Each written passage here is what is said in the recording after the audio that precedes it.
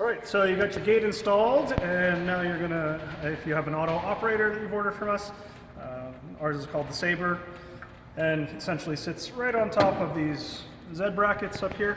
You can see that there's some holes drilled right there, just behind the ones that are used to attach to the track. And you also see there's some slots in the top up here, and there's a much smaller one in the bottom that allows you to go through from the top with a screwdriver and a screw, and it lines up right with those screws in the Z brackets. You can see that depending on which hand of gate it is, and this is a right hand gate, so essentially right hand opening from inside the car, and that's in our manual if you need to figure out the convention.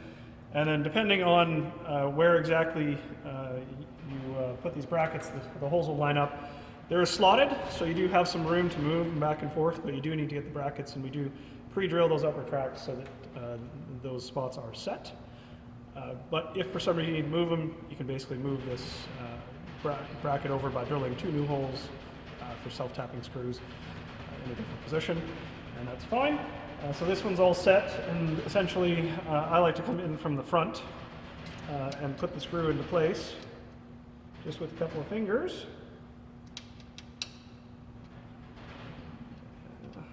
And if you find that difficult, then you can essentially pull the front cover off. If I can get it started there.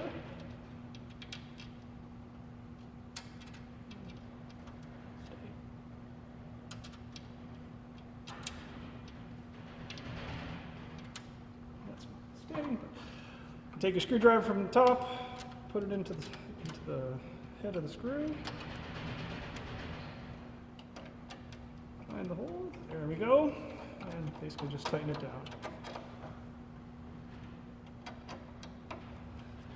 There we go.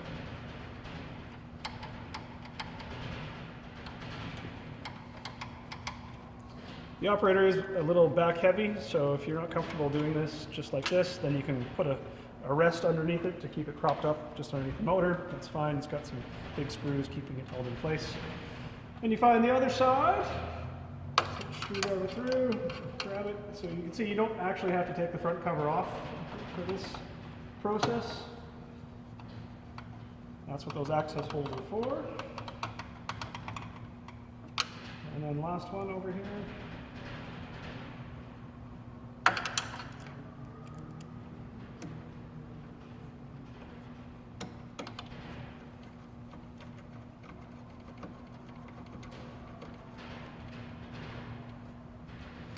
Typically for the alignment of it, I just like to line up the end over here right with the slam post or daylight line.